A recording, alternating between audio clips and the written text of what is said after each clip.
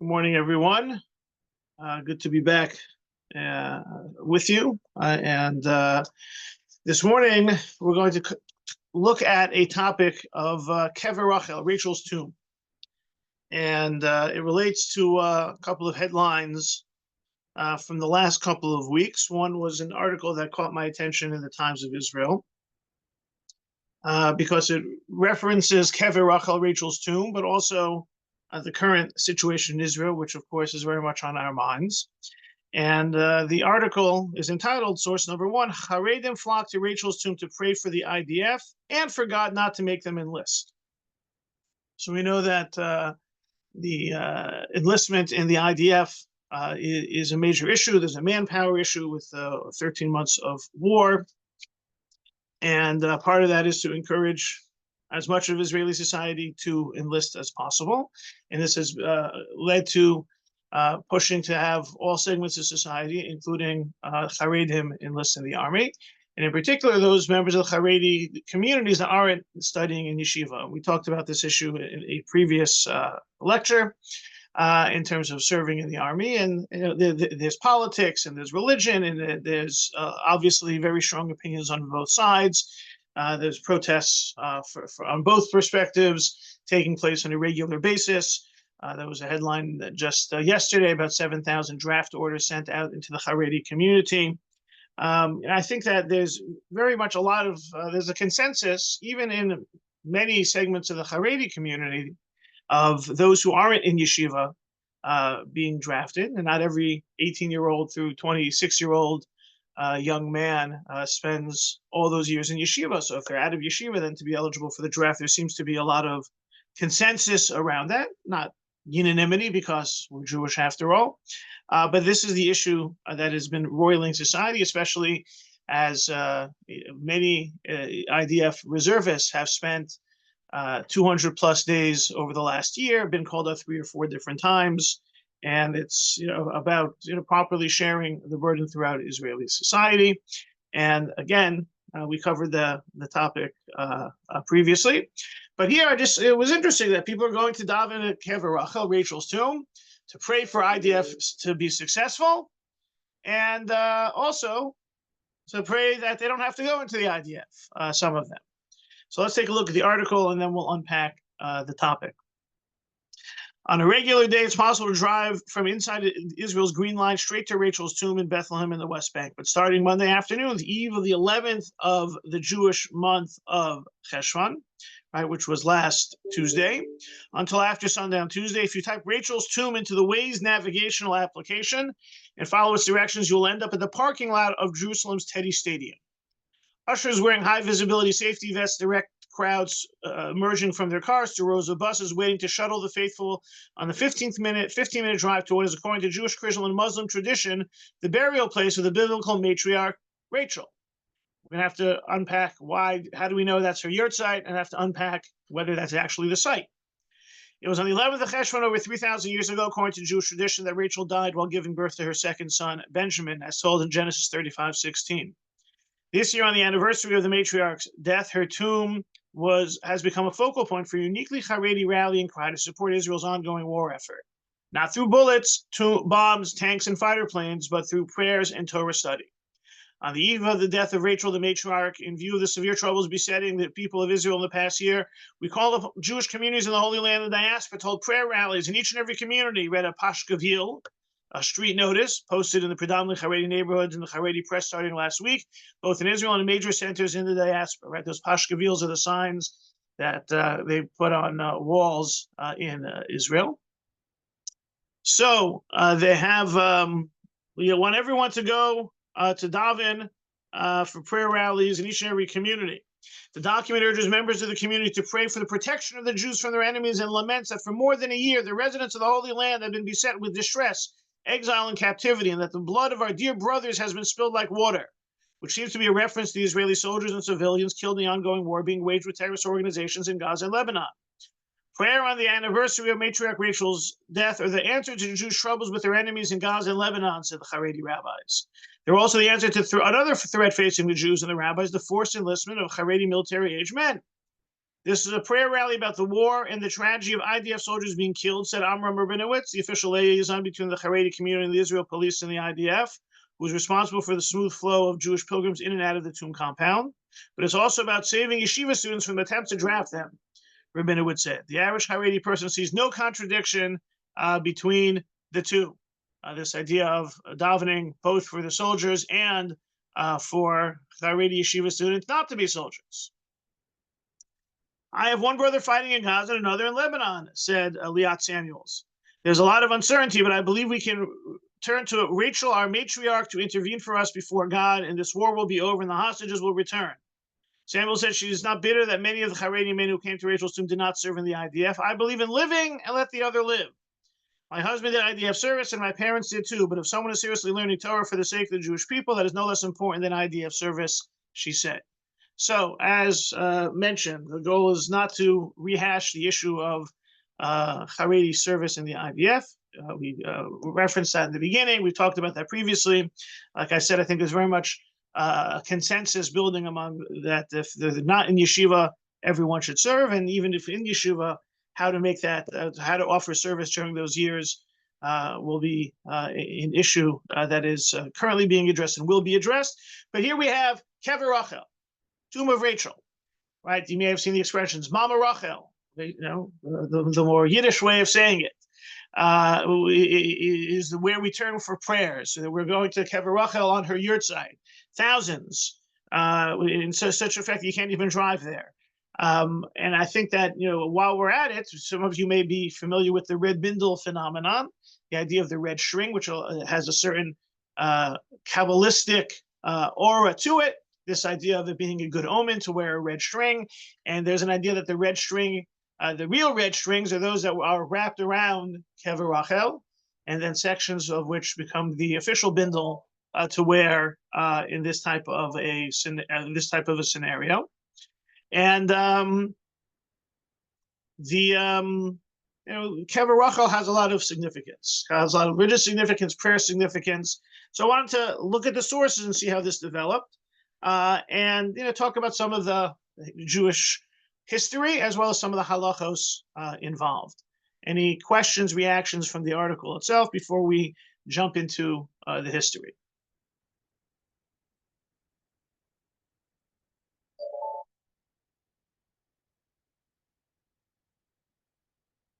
So for some of us, one of the things when we talk about Kever Rachel and the significance, I imagine many people have been there. Some of you may remember the original, I don't know the original, the more modern Kever Rachel before Oslo, and it's as a standalone structure. And then, of course, throughout some of the Oslo Accords, Bethlehem was put under Palestinian Authority control in what's called Area 1, which is full civilian and military police Palestinian Authority control, which would make it difficult for Jews to access it. So at the very last minute, they kind of carved out a niche and created a corridor to drive to Kever Rachel, and that's the only part of Bethlehem that is accessible easily from Israel. That's the road they're talking about. And now it's more, you really can't appreciate the standalone Kever or graveside status. But this idea of Rachel, and Rachel mivaka al baneha, Rachel cries for her children. That comes from source number 2 from Yirmiyahu, right? The idea where it says the very pasuk 15, Rachel mivaka al baneha me'ana lihinachem al baneha ki einenu. Right? Yirmiyahu, the prophet Jeremiah, is describing the exile, and as the Jewish people go out into exile, the first destruction, somehow spiritually, historically, symbolically, Rachel cries for her children who are no longer there. Me'ana lihinachem. She refuses to be comforted because the children of Israel are going into exile. Ko amar Hashem mini kolech mi and who would know? And Rabbi, who would know better than she, who could not make it to Ma'arat HaMachpelah? Right. Well, so that's that we have to unpack that, right? This is, Yirmiyahu doesn't mention any of that. Yirmiyahu just says, Rachel is crying for her children. She doesn't want to be consoled. God says, don't cry. Mini kolech mi bechi v'einayich midima. hold back your voice from crying and your eyes from tearing. There is a reward. There's a payoff for all of your crying. The children will return from the land of their enemy. And there is hope at the end. And your children will return to their borders. Shlomo Carlebach has a song, Teshavu Banim Ligvulam. Rachel Mivakal Banah, I think it's the rabbi's sons have a song for that. It's either them or Dvekis. Right, this is a very powerful aspiration and meant to provide hope for the Jewish people in the diaspora. And as Bereshit Rabbah provides the rabbinic tradition for this, right, Rachel died and was buried on the way to Ephrat. What did Jacob see that led him to bury Rachel on the way to Ephrat? It's because Jacob foresaw the exiles were destined to pass there. This is why he buried her there, so she would ask for mercy upon them. That is what is written. A voice is heard in Ramah, wailing, bitter weeping, Rachel weeping for her children. The idea of Yaakov, Jacob, recognizing that the Jewish people will need a matriarchal outpost separated from the Marat HaMachpelah, the cave of the patriarchs and matriarchs, which we read about in this week's Parsha. It was Jacob put her there on purpose. Right? The idea of the recognizing that she is the one who will assume that role. Why her? There's a whole rabbinic literature about that and her role. On the simple level, she died. She needed to be buried. We need to have a matriarch outpost here, so it worked out. Because we know that when she passed away, as it says in Bereshit, that Vayatsev Yaakov matseva al kvurata, he matsevet kvurat Rachel ad hayom. Jacob set up a pillar. It's a pillar of Rachel's grave to this day. Okay, so we have Rachel, and there's the rabbinic, in addition to Rachel's story, which has certain complex details. We'll read about it in upcoming Parshiot. She was Jacob's favorite wife, and how did that interplay with her and Leah?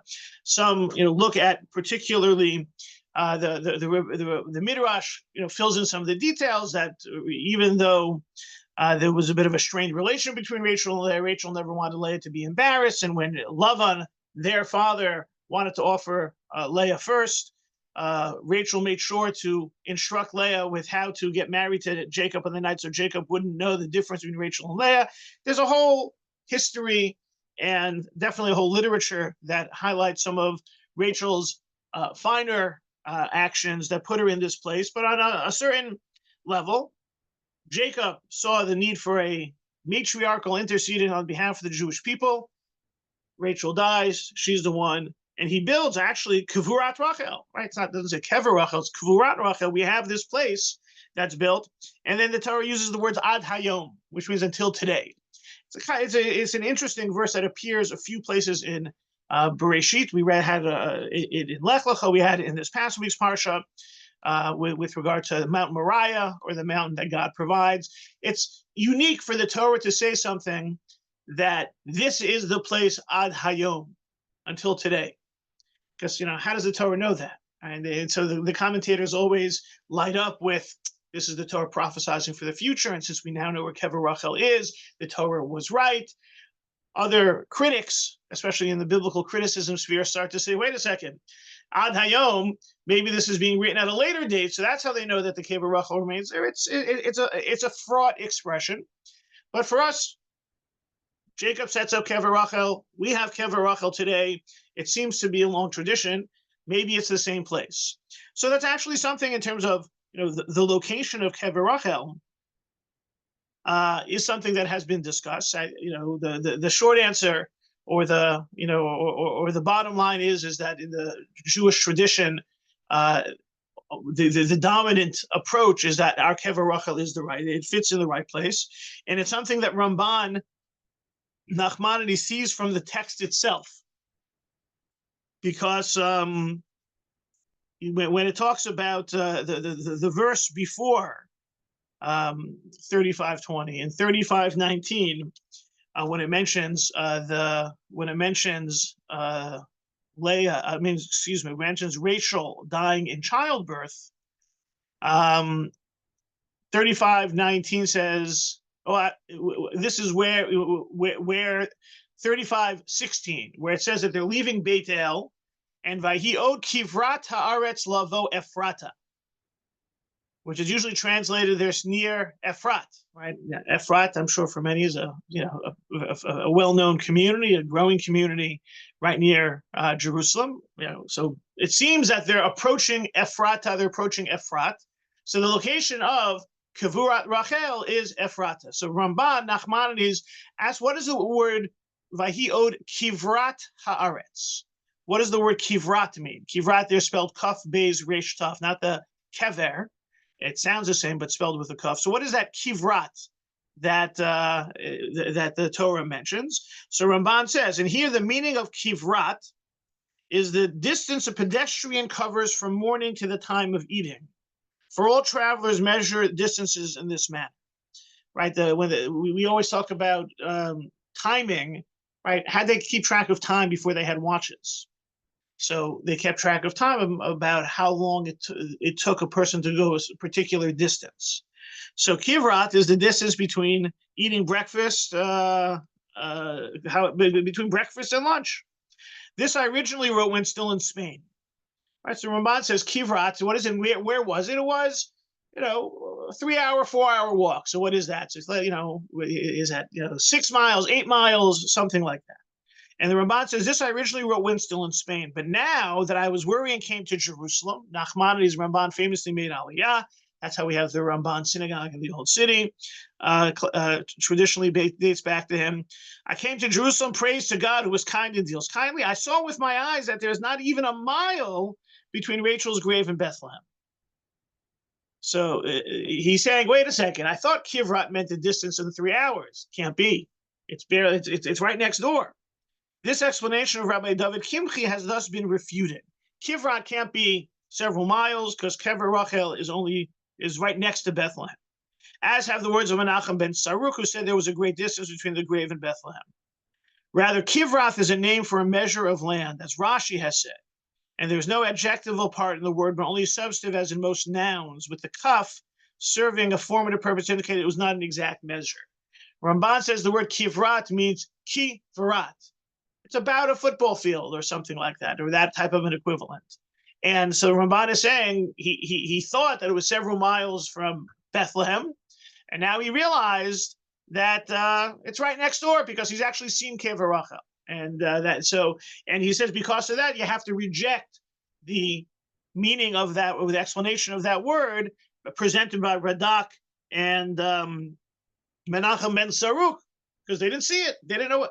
They made presumptions based on the language, based on grammar. But now Ramban has seen the reality, and this leads him to say Kivrat has to just be something different.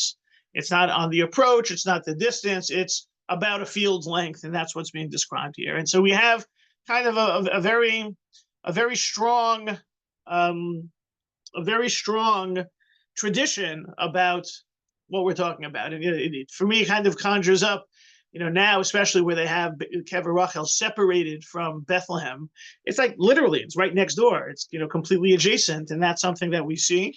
And that's something that Ramban experienced, obviously very different without all the concrete and without the passageways and the like, but that's there. Now, there's a discussion as to this idea of Kever Rachel as the way it's constructed. And I think in the email that went out, there was a picture of, kind of a dome. And the rabbis started addressing what kind of matzeva, what kind of monument was built there, and how that monument fits into the Jewish tradition. Someone have a question?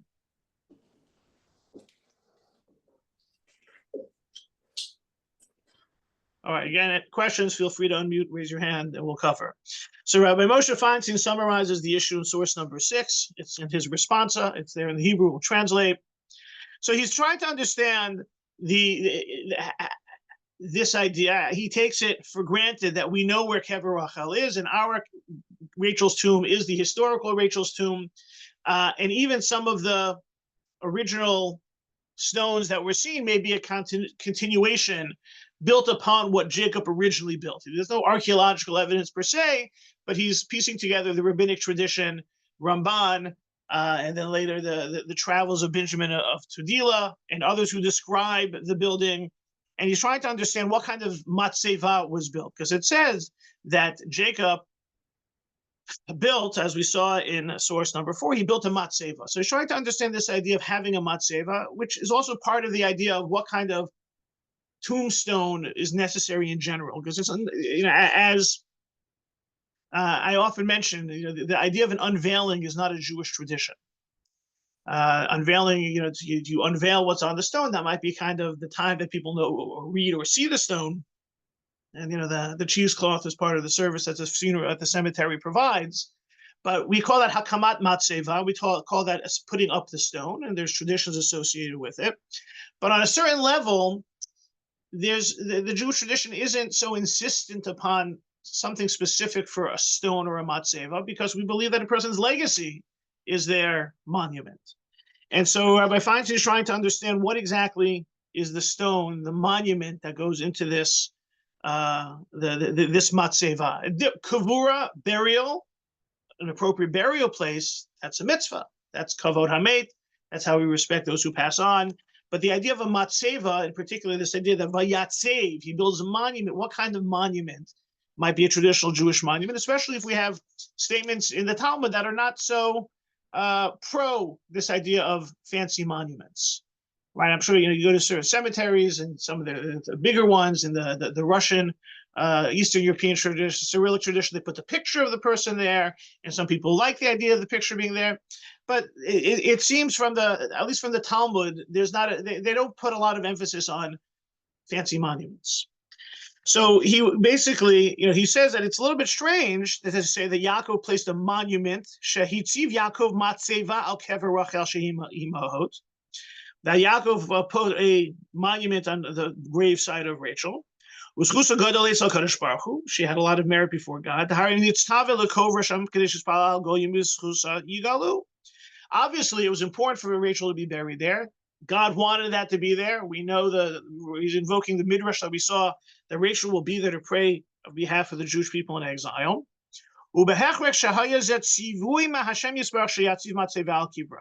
So it must be, if Jacob did it, God had told him. Even if there was no need for a matzeva for this type of burial place, burial symbol, this tombstone.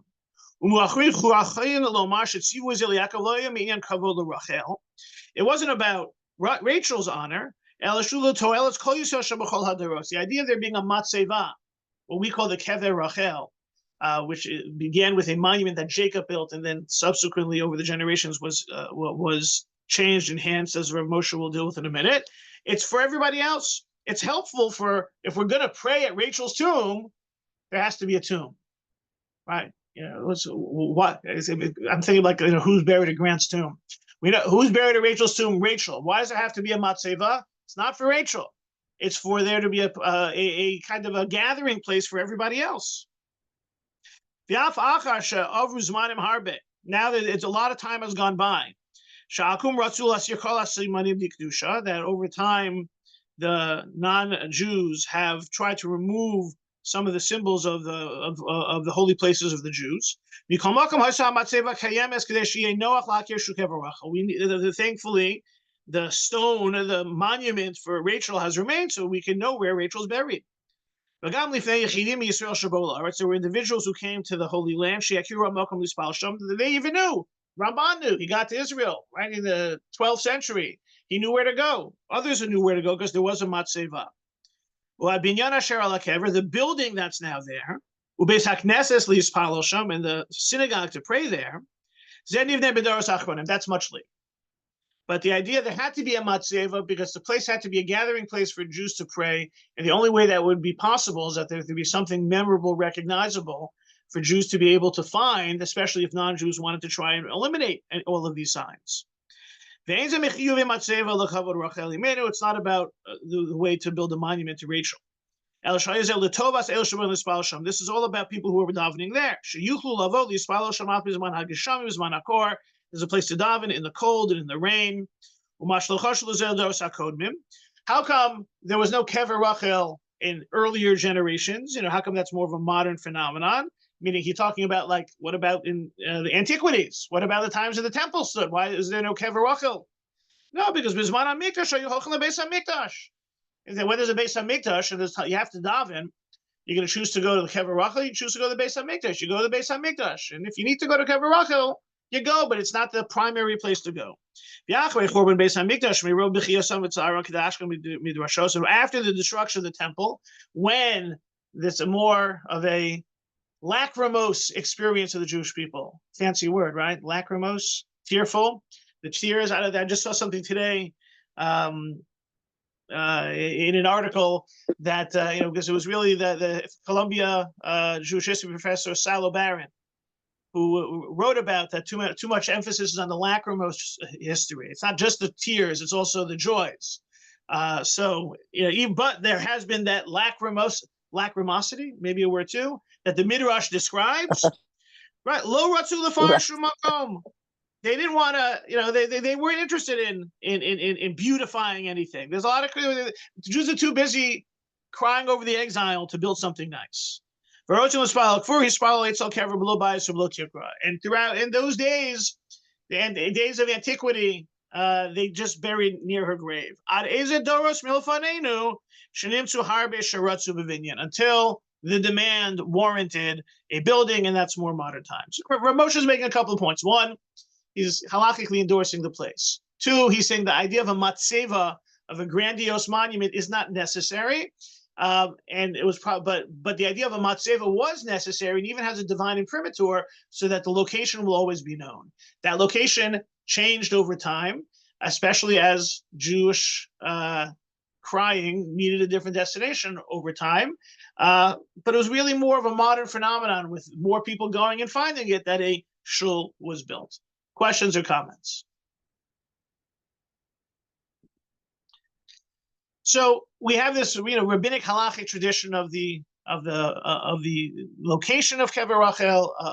We've seen that it's binyan, it's building, it's kever status in terms of the monument, in terms of the structure, is really an adjustment or an accommodation to its necessity. Some, raise the idea, and I don't know if this is something that Moshe references, this idea of a place to daven. And, some start asking questions. Wait a second, we usually don't daven in a cemetery. In general, there's a concept that when we go to cemeteries, we don't perform mitzvahs. We don't live Jewishly in a cemetery. A cemetery is a place, the only mitzvah we have there is to respect and honor the deceased. Levaya, accompany the remains. Kivura, burying the remains. We begin the process of Shiva, Nechama, consoling the mourner. We don't daven there. And in fact, there's something, it's called Loeg Larush. Loeg Larush means to make fun of the poor person. The idea being that the person who has passed on is poor in their inability to anymore perform mitzvahs.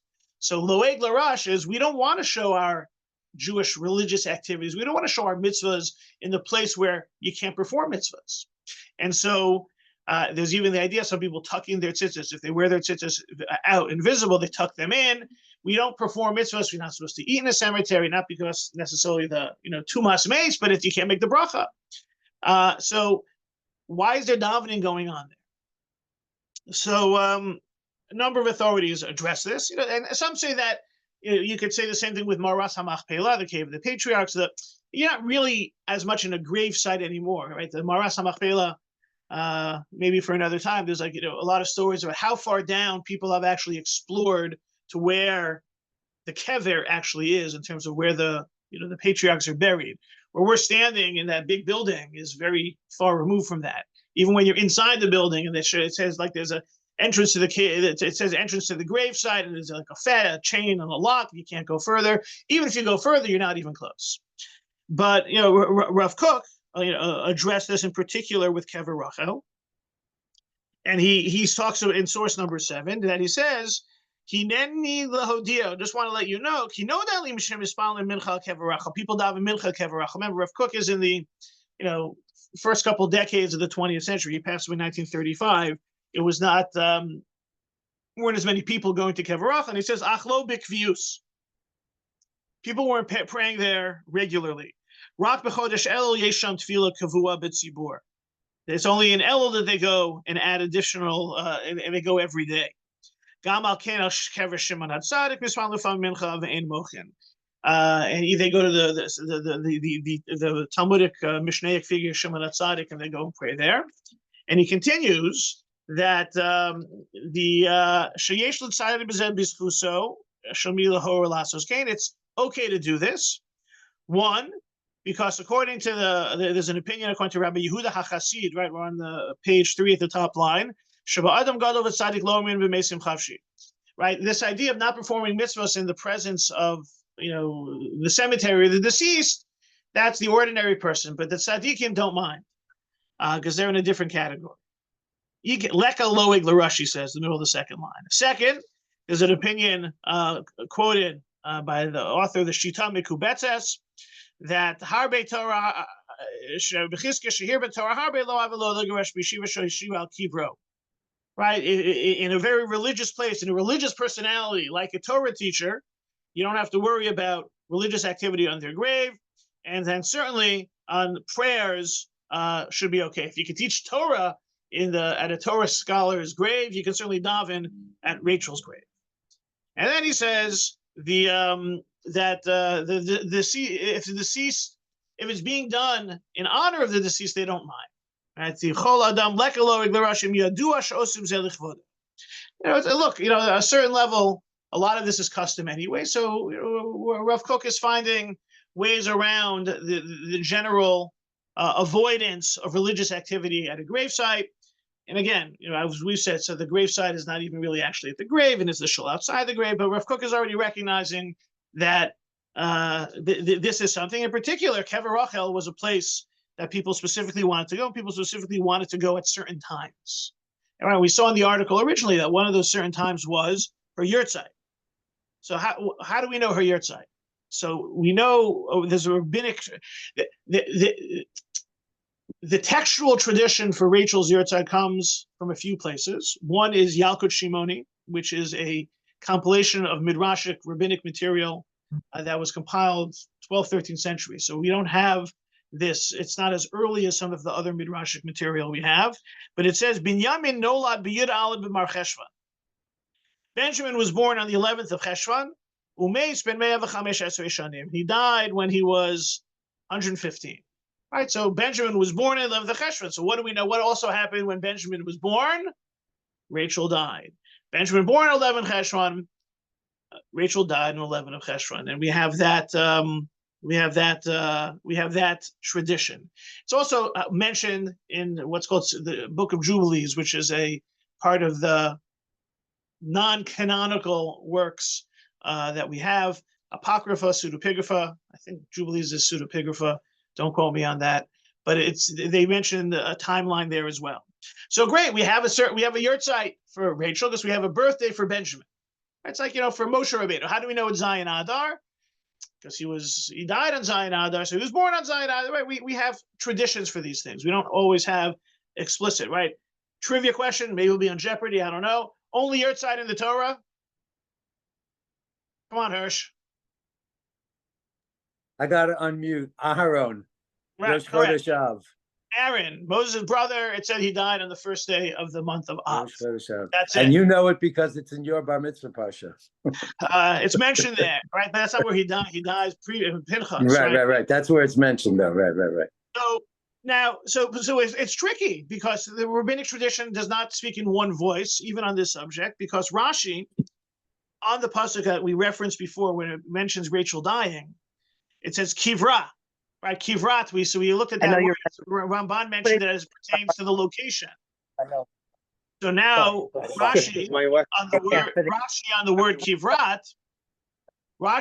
Kivrat, source 9, a midrashic explanation is, at the time the ground was full of holes and was riddled like a sieve. Right? What does it mean that she died at that time? Kivrat haaretz. Right? Kivrat haaretz is not a geographic location, it's a calendar observation. She died when the ground had holes in it. Ground had holes in it when there was plenty of plowed ground. The winter was past, but the dry season had not yet come. So it's according to, if it's a chronological designation as opposed to a geographic location, Rashi has a tradition that this was the end of the rainy season. End of the rainy season is not 11 Cheshvan. End of the rainy season is more Tu B'Shvat at the That's earliest. 22. 22. That's right. That's right. So we have, so again, there's a tradition to daven at Rachel's tomb. We've taken the Yalkut Shimoni approach to 11 Cheshvan, but recognize it's something that the rabbis just dealt with. And like we said, sometimes the certain opinions become more accepted, and now everyone's going to Kever Rachel on the 11th. All right, so we've seen the midrashic significance that the Kever Rachel is a place to daven.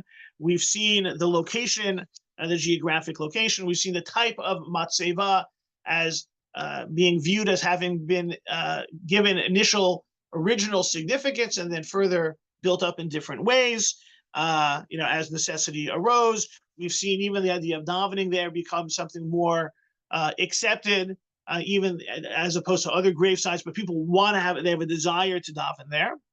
And they have a desire to daven there on specific dates, even if those specific dates are a little bit disputed, but it doesn't hurt, so why not? So let's talk a little bit now about the segula, right? These, I don't want to necessarily more of these spiritual practices that are imbued with significance. How do we understand those? So as we said at the beginning, the red bindle, the red string. So the rabbinic literature does not endorse any mention of a red string, but it does mention the possibility that it's a bad thing. Tosefta and Shabbat, the following actions are considered Emorite practices: tying a red string on one's finger. Right, Emorite practice is a heathen, is a pagan practice. Right, it actually gets reference, to some. There are some practices, Jewish practices, that may be like Emorite practices that have become accepted. The most famous is kaparis, the idea of swinging chickens around their head before Yom Kippur. That's a strange practice, and rabbis even acknowledge that, and the code of Jewish law acknowledges that. But as Tevye put it, tradition sometimes overrides the concerns, especially if it's not explicit. Right? What might be an Emorite practice? A red string around one's finger. What about a red string around one's neck, or a red string around one's wrist? It doesn't say that. So the idea of a red string having significance is not found, and the problematic red string does not have a very strong and direct, absolute directive in rabbinic literature. And that's why the practice, source 11, the practice of wearing a red string, has been widely documented in the historical and ethnographical records of many cultures. Right? It was out there. It was there. And Jews also adopted it. Rabbi Moshe Stern addressed this with regard to, he was asked the question, if there's a makor, source number 12. Rabbi Moshe Stern was asked if there's a makor, if there is a source for this. Right, Moshe Stern was, known as the Deborah Sinner in the 20th century. He lived 1914 to 1997. So is there a makor for this? He said, Likshor chut shani mipnei ayin hara al tinok al glaso. You tie a red string around the baby, or around aglato, around his agala, his carriage. Hishafti kain hayah minhag. This was the custom. V'akol asu kain. Everybody did it. Kain diktigu likshor chut shani adom al agala umitat hatinok mipnei ayin hara. They would do it. They would tie the red string around the carriage or the bed, the crib. This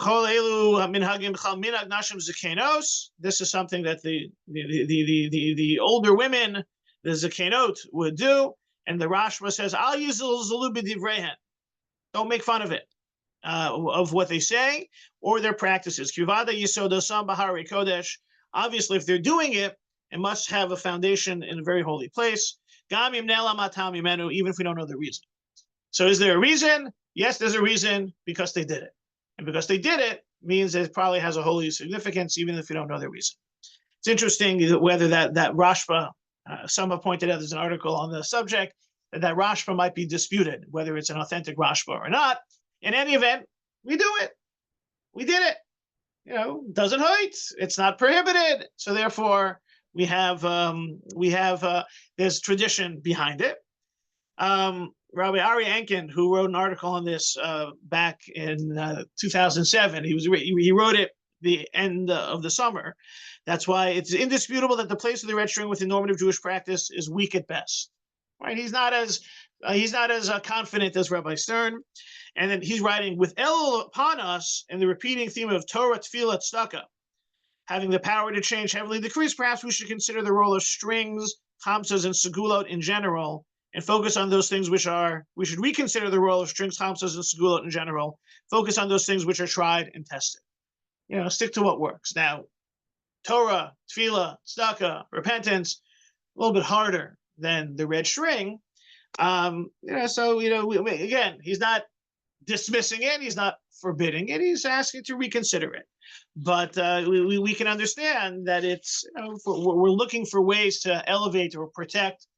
We can understand why these, how these practices catch on, especially when linked to Kever Rachel, which has such historical significance because of the rabbinic understanding of the role that Rachel plays in being a conduit for those prayers, in the fact that Yaakov built the Matzev, and the fact that people always knew where it was, the fact that we've expanded our use of that site in more recent times, and we've turned it into a place of prayer and a place for supplication and the like.